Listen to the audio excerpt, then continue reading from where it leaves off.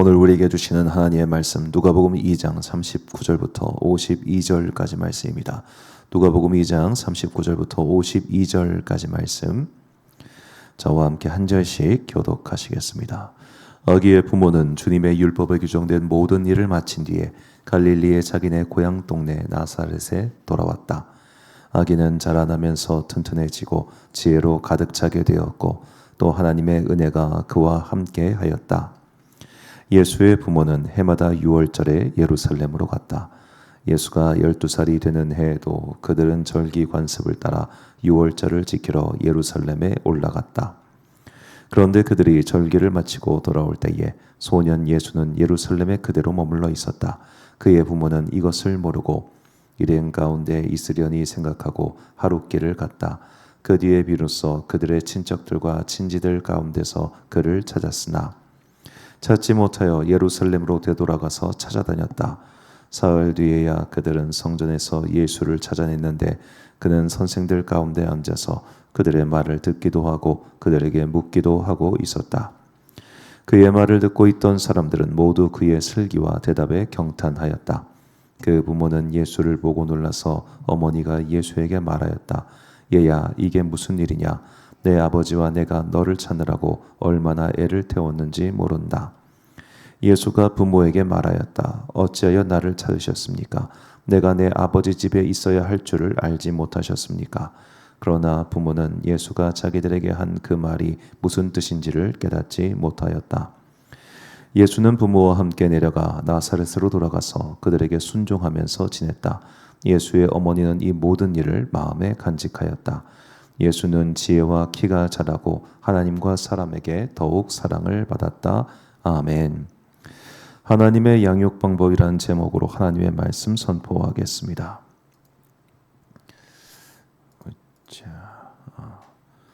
주로 기존에 좀 오래된 교회에 조직이 탄탄한 교회에 열심히 있는 새 가족이 등록했을 때 벌어지는 일입니다. 이제 기존의 교회가 예를 들어 20년 이상 된 교회들은 나름대로 다 조직을 탄탄하게 갖추고 있습니다. 이 일은 누가 하는 일, 저 일은 누가 하는 일, 이렇게 역할이 다 분배되어 있죠. 자, 그러니까 요즘식 표현으로 하면은 각각 분야마다 고인물들이 있는 겁니다. 자, 그렇게 고인물들이 있는 분야에 새 가족이 들어와서 이제 조금 시간이 지나서 봉사를 시작할 때 기존의 고인물과 이 새 가족 사이에 갈등이 일어나는 경우가 정말 많습니다. 정말 특히 어떤 일들은 이제 딱 저 일은 저 권사님이 하는 일이야라는 게 교인들 사이에 딱 인식이 돼 있는 그 일에 뭣도 모르고 새 가족이 가서 쓱쓱 뭐 됐다가는 진짜 큰 일이 뻥 나는 경우가 되게 많아요. 자, 그런데 우리가 어쩔 수 없이 이제 우리 한국 사람들은 다 이사를 다닙니다. 그러니까 전 국민의 40% 이상은 이사를 다니고 있고 경험하고 있기 때문에 그 과정에서 교회에 수평적인 이동이 발생하는 건 너무 당연한 일이에요. 그거를 그러니까 가는 것도 이상한 게 아니고 돌아오는 것도 이상한 게 아닙니다. 자, 그렇게 하다 보니까 당연히 신구 간의 어떤 갈등이 생길 때가 있잖아요. 그러면 새로 들어온 성도가 자기는 나름대로 정말로 순수한 마음과 열정을 가지고 그 일을 시작하려고 했는데 이게 안 되는 거예요. 오히려 그 일로 인해서 갈등이 생기고 교회 안에서 힘들어지는 경우가 많아요. 자, 그러면 그런 경우 많은 경우 그 새 가족은 믿음의 깊은 시험에 듭니다. 이게 뭐지? 어려움을 겪죠. 그러면서 교회 생활도 하나도 즐겁지 않고 오히려 교회 가는 시간이 괴롭고 에이 나 딴 교회 갈래 하는 생각까지 금세 이어지게 되죠. 자, 이런 반복되는 이 사건들을 이제 보면서 저도 이제 딱 예전에는 그냥 그런 거에 대해서 그러려니 뭐 고인물들도 너무하다 이런저런 생각을 하다가 최근에는 이런 모든 일들이 어찌 보면 우리 믿음 생활의 방향 설정을 좀 잘못했기 때문은 아닌가라는 깨달음에 이르게 되었습니다. 우리가 교회에 와서 봉사를 하든 예배를 드리든 기도를 하든 그 모든 믿음 생활, 교회 생활의 궁극적인 목적은 내가 하나님과 교제하기 위함입니다. 내가 하나님과 교제하기 위한 방법으로서 하나가 봉사와 섬김이죠. 제가 자주 드리는 말씀이지만 그 하나님의 임재 연습이라는 책을 쓴 로렌스 형제의 글을 보면 그는 교회 부엌에서 감자 깎다가 하나님 만났다니까요. 하나의 봉사를 하더라도 내가 하나님께 하는 마음으로 그 봉사를 할 때, 그리고 이 봉사를 통하여 내가 하나님과 더 가까이 교제하기 위해서 이거를 할 때 우리 마음속에 뭐가 없어지냐면 분노가 사그라들게 될 겁니다. 제가 고등학교 때 읽었던 성경 구절 중에 제 삶에 굉장히 큰 방향을 결정해 준 말씀이 뭐였냐면 야고보서에 분을 내는 것이 하나님의 일을 이루는데 합당하지 않다는 말씀이었습니다. 자, 우리는 뭘 하다가 안 될 때 화가 많이 납니다. 특히 아이들 대할 때 아이들이 정말 사람들의 화를 북돋는 경우가 많아요. 자녀들이. 교회 학교에서는 어디든 말입니다.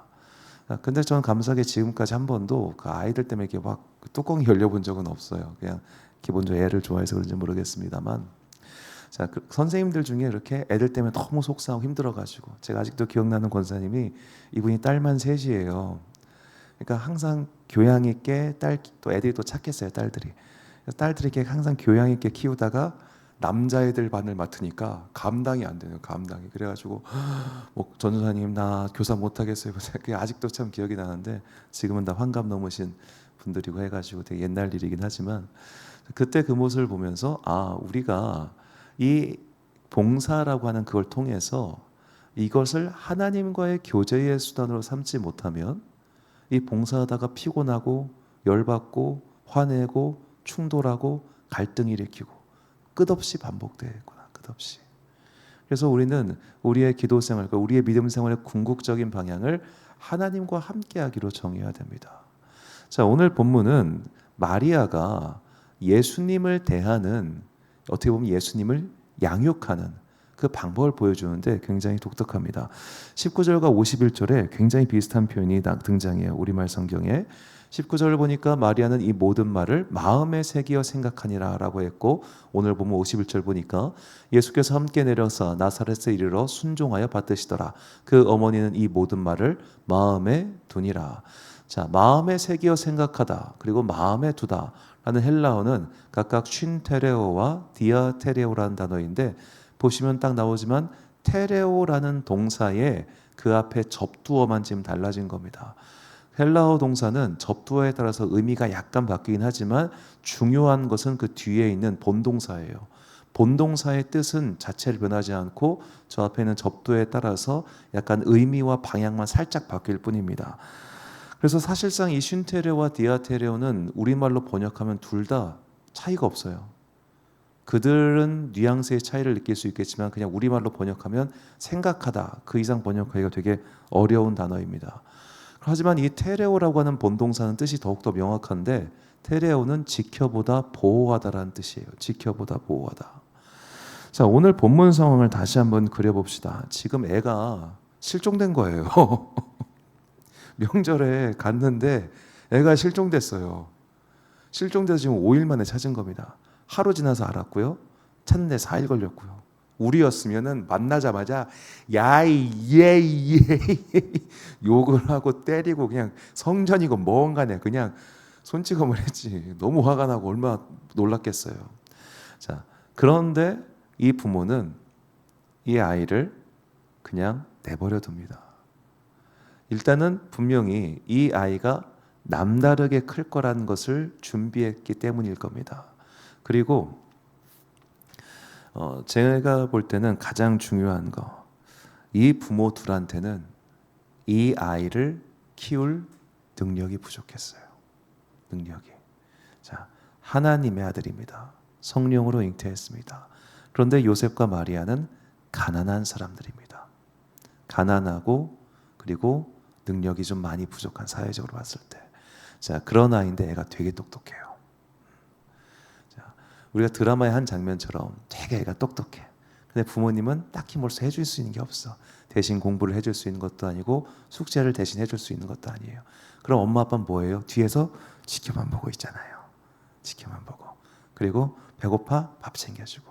그냥 자기가 할 수 있는 바를 하더라고요. 저는 오늘 마리아의 이 모습, 그저 지켜보고, 하지만 테레오, 보호하고, 더 나쁜 것이 오지 않기 위해 보호해주고 뒤에서 지켜보는 것. 저는 이것이 하나님께서 우리를 키우는 방법이 아닌가라는 생각을 하게 되었습니다. 자, 오늘 본문에 보면 요셉과 마리아의 부모 역할은 딱 보호자, 그 이상도 그 이하도 아닙니다. 그런데 우리는 많은 부모들은 해결사까지 해주고 싶어 해요. 자녀의 문제에 있어서 길을 열어주고 뭐 해주고 라고 말이죠.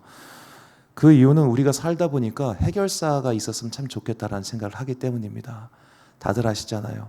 결혼할 때 전세금을 해줄 수 있는 부모, 집을 한 채 마련해 줄 수 있는 부모.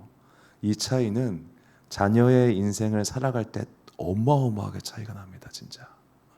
월세부터 시작한 신혼부부와 전세부터 시작한 신혼부부와 자가에서 시작한 신혼부부는 정말 한 10년 지나 보면 이 자가에서 시작한 사람은 따로 투자처를 하나 더 구하지만 이 월세에서 시작한 사람은 이제 전세가 있어요. 그 정도로 차이가 나기 때문에 부모가 그걸 알잖아요. 그래서 부모 입장에서는 자녀에게 더 많은 걸 해주고 싶어요. 해결사가 돼주고 싶어요.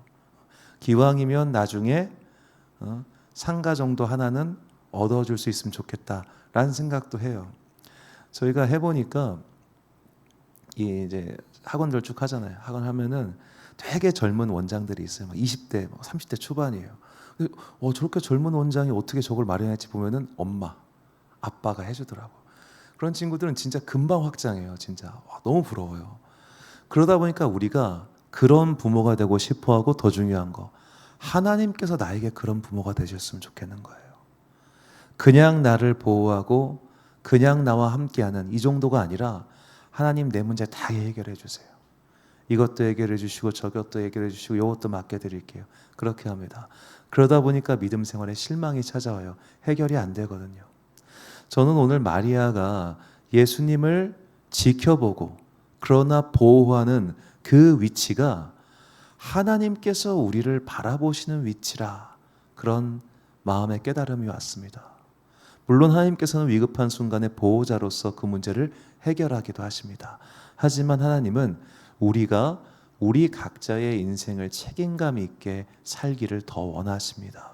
그래서 보호자로서 지켜보고 계시죠. 얼마나 잘하나 보자. 자녀가 결국 자전거를 타더라도 부모가 놔줘야 될 때가 있습니다. 하나님께서는 우리를 지금 그렇게 키워오고 계신 거예요. 그래서 우리는 때로는 걷다가 외로울 때가 있습니다. 하나님, 제가 눈 덮인 들판을 지금 홀로 걷고 있잖아요. 오늘 눈 왔는데 이렇게 혼자서 오는데 제가 걷는 발걸음이 저밖에 발걸음이 없으니까 또박또박 쌓이는 거예요. 그 하얀색 발걸음을. 그걸 보면서 문득 외롭다는 생각이 들었다가 보니까 개 발자국이 있는 거예요. 개 발자국이 이렇게 쫑쫑쫑쫑쫑쫑 나 있어요. 그래서 제가 그 개 발자국 따라서 또 가다 보니까 식당까지 나 있던데, 하여튼 뭐 동네 강아지인 것 같은데, 문득 혼자 걸었지만 가보니까 내가 혼자가 아니었구나. 자, 하나님께서는 분명히 지금도 우리가 많이 불렀던 찬양처럼 나의 등 뒤에서 나를 지키시는 주, 분명히 나의 등 뒤에서 나를 보고 계십니다. 그렇기 때문에 자꾸만 우리가 하나님 이거 해결해 주세요, 저것도 해결해 주세요, 해결사로서의 하나님을 요청하기보다 지금 나와 함께 하시고 나를 지켜보시고 나를 보호하시는 하나님, 주님, 내가 그 하나님의 시선과 그 마음을 느끼게 해주세요, 깨닫게 해주세요라고 기도의 방향을 바꿔봅시다. 그때 우리는 비록 당장의 문제가 해결되지 않아도 낙심하지 않게 될 것입니다. 그리고 무엇보다 우리 마음속에 무언가 안 되는 것에 대한 분노가 줄어들 겁니다. 분을 내는 것이 하나님의 일을 이루는데 합당치 않다는 말씀은 결국 부모 앞에서 성질내면 버릇없는 거잖아요. 우리가 하나님 앞에서 분을 참지 못한다고 하는 것, 그리고 하나님은 항상 우리 앞에 계시다고 하는 것, 이것을 인지하고 항상 하나님과 동행하고 주님과 함께함을 내가 깨달을 수 있도록, 이미 우리는 주님과 함께하고 있는데 내가 그걸 깨닫지 못하는 거잖아요. 지금 나와 함께 하신 주님의 은총을 깨달을 수 있는 지혜롭고 슬기로운 자녀가 될 때까지 우리에게 기도의 능력이 계속해서 함께 하시기를 예수님의 이름으로 축원합니다. 결단의 말씀 요한일서 2장 27절과 28절 말씀 우리가 찬 목소리로 읽겠습니다. 시작. 너희는 주께 받은 바 기름 부음이 너희 안에 거하나니 아무도 너희를 가르칠 필요가 없고 오직 그의 기름 부음이 모든 것을 너희에게 가르치며 또 참되고 거짓이 없으니 너희를 가르치신 그대로 주 안에 거하라. 자녀들아 이제 그의 안에 거하라. 이는 주께서 나타내신 바가 되면 그가 강림하실 때에 우리로 담대함을 얻어 그 앞에서 부끄럽지 않게 하려 함이라. 아멘. 사랑하는 지혜빛 광성교회 성도 여러분, 그리고 이 새벽 함께 깨우고 계신 귀한 주님의 자녀 여러분, 주님 안에 거하기, 보호자로서 하나님을 체험하기, 매일매일 해결사로서의 하나님만 구하는 것이 아니라 보호자로서의 하나님을 구하십시다. 그러면 우리의 삶도 자꾸만 내가 무언가를 해결해 주려고 하고 자꾸만 내가 길을 내주려고 하는 그 넓은 마음이 좀 사라지고 가라앉고 잠잠히 지켜보고 기다릴 수 않은 넉넉함이 생기게 될 겁니다. 조급함이 결국 모든 것에 화를 불러일으키잖아요. 그렇죠? 특히 이제 잠깐 얘기가 셀 수 있지만 남자 아이들 키울 때 이제 엄마들은 되게 조급해요. 왜냐하면 저런 종을 본 적이 없거든요. 저기 뭐지? 제가 EBS에서 그때 한창 그런 걸로 갖고 연구하는 걸 봤는데 여자 아이들이 뇌가 자랄 때 남자 아이들은 허벅지가 자라요. 그러니까 발달 순서가 다릅니다. 그러니까 여자 아이들은 태생적으로 뇌가 먼저 자라기 때문에 자연스럽게 공감 지능과 언어 지능이 함께 자랍니다. 그래서 여자아이들은 대부분 말이 빠르고 엄마의 감정을 공감해줘요. 근데 남자아이들은 그 여자아이들이 한 6살 때쯤 도달하는 그 뇌의 공감 지능과 언어 지능이 도달하는 시기가 언제냐면 평균적으로 17살이랍니다. 10년 이상의 차이가 나는 거예요. 왜냐하면 발달 순서가 다르니까. 대신 남자아이들은 그때 대퇴사두근과 둔근이 발달하기 때문에 무지하게 뛰어다닙니다. 그러니까 이제 엄마 입장에서 남자아이들 키우기가 되게 힘들죠. 순서가 다르다 보니까. 그러니까 이제 엄마들이 조급해져요. 얘가 혹시 ADHD 아닌가? 저는 그 ADHD라고 하는 물론 진짜 병이 있긴 합니다만 제대로 검사나 조사도 받지 않고 그냥 그렇게 지정해버리고 일찍부터 약 먹이는 부모님을 참 많이 봅니다. 내비두면 고등학생쯤 되면 알아서 스테이블하게 안정이 되는데 못 기다리는 거예요. 왜냐하면 내가 해결해 줘야 되니까. 뭔가를 해결해 줘야 되니까 그 조급함에 망쳐요. 자, 우리가 하나님께도 그런 걸 바랄 때가 많아요.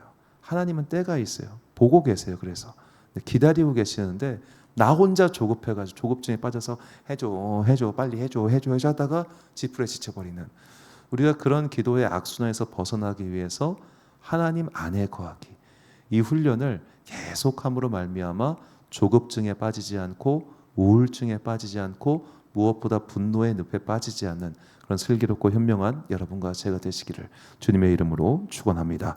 기도하겠습니다. 사랑과 은혜가 풍성하신 아버지 하나님, 우리가 하나님께서 우리를 어떻게 보고 계시고 어떻게 키우고 계신지를 몰라서 자꾸만 많은 실수를 할 때가 있습니다. 우리가 사람을 대하듯이 조급했습니다. 사람을 대하듯이 화가 났습니다. 화를 내고 썽을 내고 내가 나가서 뭐 하고 그렇게 급하게 움직이는 때가 너무 많았습니다. 주여, 우리의 어리석음을 용서해 주시고 이제는 주님 안에 거하며 진중하게 인내심을 가지고 기도하고 기다릴 수 있는 주의 자녀 되게 하여 주옵소서.